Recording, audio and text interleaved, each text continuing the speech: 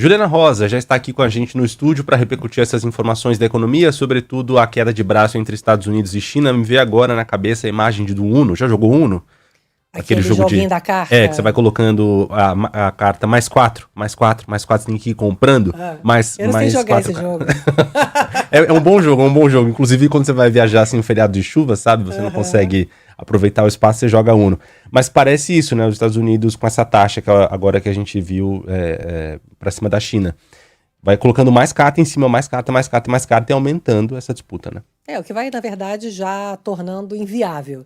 Acima de 100 é algo inimaginável, né? Então, é mais uma retórica do que, na prática, alguma mudança significativa, porque a mudança já veio, que foi esse dado aí da Organização Mundial do Comércio, que prevê queda do comércio global, o tamanho da queda que ainda não está clara. Se vai ser uma queda pequena, uma queda grande, né? A depender, agora, como diz a Organização Mundial do Comércio, do tamanho desse impacto tarifário, se essas medidas de recuo agora recentes do Trump vão ser temporárias ou se depois vão voltar aos patamares anteriores. O que a gente tem agora é, por exemplo, um cenário que está sendo traçado agora, o secretário do Tesouro americano, Jerome Powell, estava falando, que o que ele está vendo é que no curto prazo vão ter nos Estados Unidos 2 efeitos ao mesmo tempo, que é piora da economia, então queda da economia americana e ao mesmo tempo mais inflação. Então são os 2 cenários, porque até pouco tempo atrás a gente falava, bom, se a economia americana vai cair muito, a inflação também vai ser menor, porque se a economia cair, as pessoas vão consumir menos, ter menos investimentos, inflação em queda. Só que é o pior dos mundos, né? Quando você tem queda da economia e a inflação sobe. E por quê? Nos Estados Unidos, eles consomem muito, eles produzem em torno de 15% de toda a produção mundial, e os americanos consomem quase o dobro disso, consomem 29% de tudo que é consumido no mundo é consumido pelos americanos. Então eles têm um déficit, se eles só produzem 15% e consomem quase 30%, eles precisam importar do mundo. O que vai acontecer na prática? Eles estão propondo que eles aumentem a produção, só que não vai conseguir aumentar na proporção do consumo. Então o consumo também teria que cair um pouco para essa conta fechar. Não vai cair. Não vai cair, o americano consome muito, né? Ele é muito consumista e também não está claro se os americanos vão querer consumir menos.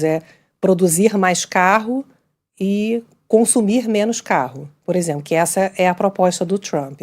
Produzir mais carro ou outros produtos internamente vai significar mais volume de produção, maior volume, mas a custo maior, porque obviamente que você não tem mais acesso ao que está valendo desde o pós-guerra, que é importar matérias-primas nos lugares onde são mais vantajosos.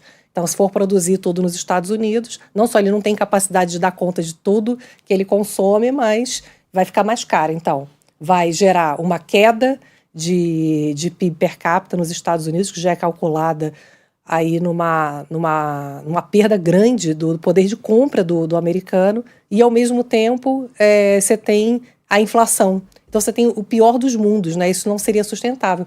Aqui para o Brasil, qual é a preocupação maior nesse momento? É que, embora a gente seja pouco conectado com o mundo, então a gente tem um efeito limitado no nosso PIB, com a queda do comércio global, nossa maior preocupação é que o nosso grande parceiro comercial é a China. E a China, diferente dos Estados Unidos, o equilíbrio entre o consumo e produção é o contrário dos Estados Unidos. Eles produzem mais de 30% dos produtos do mundo, são produzidos pela China, e os chineses consomem 12%. Eles poupam muito. Eles têm medo do futuro, eles se sentem pouco protegidos. E essa é uma das questões da China agora, com essa quantidade de coisas. Exatamente. Que os Estados Unidos não compram, para quem que eles vão vender? Já está vindo para cá, né? Está tendo uma enxurrada de produtos. Os números do Ministério do Desenvolvimento já mostram que os chineses estão mandando muita mercadoria para cá. A gente até pode pensar, legal, blusinha barata, né? Produto barato, mas vai destruir a economia local, os empregos locais. Então tem uma preocupação muito grande de vários setores, que eu tenho ouvido muito isso dos empresários do setor de vestuário, setor de calçados, os setores estão muito preocupados com essa invasão chinesa. Então, qual é o grande risco do mundo também? Todo mundo vai ficar com medo da China, porque todo mundo sabe que a China está sobrando produto e todo mundo vai começar a levantar barreira contra a China. Então, essa guerra tarifária ela pode se ampliar, né? E aonde que isso tudo vai dar? Vai dar ruim, né? Porque é isso. A gente vai ter um mundo... A gente ri, mas é de desespero. Mas é de desespero, porque você imagina que como as coisas funcionaram até hoje, você já tem uma lógica de cadeias produtivas, né? E o Trump está quebrando essa completamente essa lógica. Então, é muito difícil assim, imaginar que o Brasil possa sair ganhando, tanto nessa preocupação com a China, quanto uma coisa que ficou muito na minha cabeça, conversando também nos últimos dias, é que imaginar que o Brasil possa ter alguma vantagem competitiva num bolo que vai crescer menos, uma fatia maior de um bolo menor. Não parece que a gente vai ter alguma vantagem. Então, é uma loucura, né? Imaginar que o Trump está conseguindo destruir em 3 meses aquilo que levou 60 anos para ser consolidado, né? E é engraçado que essa consolidação que você diz, desse mercado global, dessas cadeias globalmente distribuídas, foi algo justamente implantado pelos americanos, defendido pelos americanos, né? Colocado aí para o mundo pelos americanos. E agora eles mesmos querem mudar essa lógica. Talvez um presidente de 4 anos ainda por cima é muito difícil pensar justamente nessa mudança tão grande em tão pouco tempo. E aí pode vir alguém e querer voltar. Ele tem uma lógica de que os empregos eles foram substituídos pelos chineses, né? Os chineses roubaram os empregos deles. A China é o grande alvo.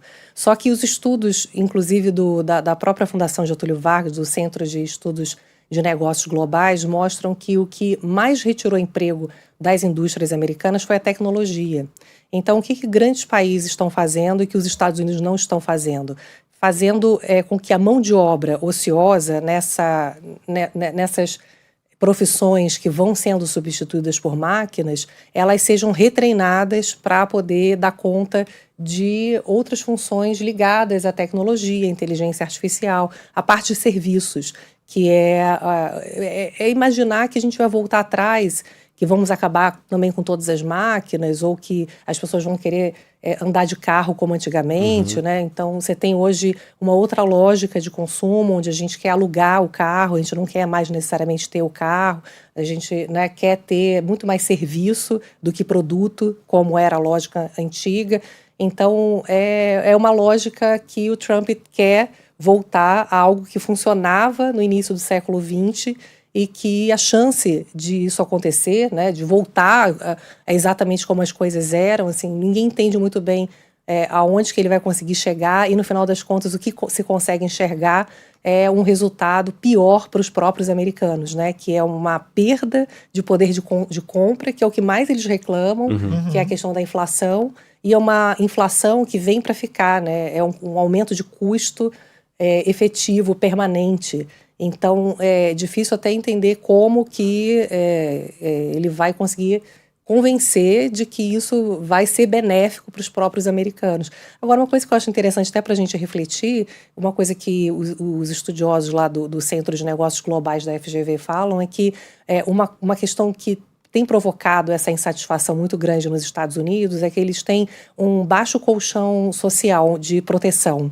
Diferente daqui, eles foram substituídos, seja um pouco pelos chineses, mas muito mais pela tecnologia, mas eles não têm, aqui como nós temos, o SUS, que podem ter todos os problemas, mas temos um colchão social como na Europa, por exemplo. O estado de bem-estar social da Europa, né? Exato. Então, eles falam que isso é uma questão séria ali, porque se eles tivessem um colchão social maior, como a Europa também teve uma substituição de tecnologia, mas a população não sentiu tanto quanto os americanos estão sentindo, com uma desigualdade que aumentou muito, inclusive na maior economia do mundo. Então, é até interessante a gente pensar, a gente quando fala de orçamento aqui, a gente sabe que é uma escolha da sociedade, e se a sociedade brasileira escolheu, enquanto sociedade muito desigual, que o Estado precisa, sim, gastar muito para gerar um bem-estar social, o que a gente tem que cobrar é que os serviços funcionem, né? É que a gente tenha educação de qualidade, que a gente tenha segurança e tal, mas o gasto, né, é uma discussão que a sociedade americana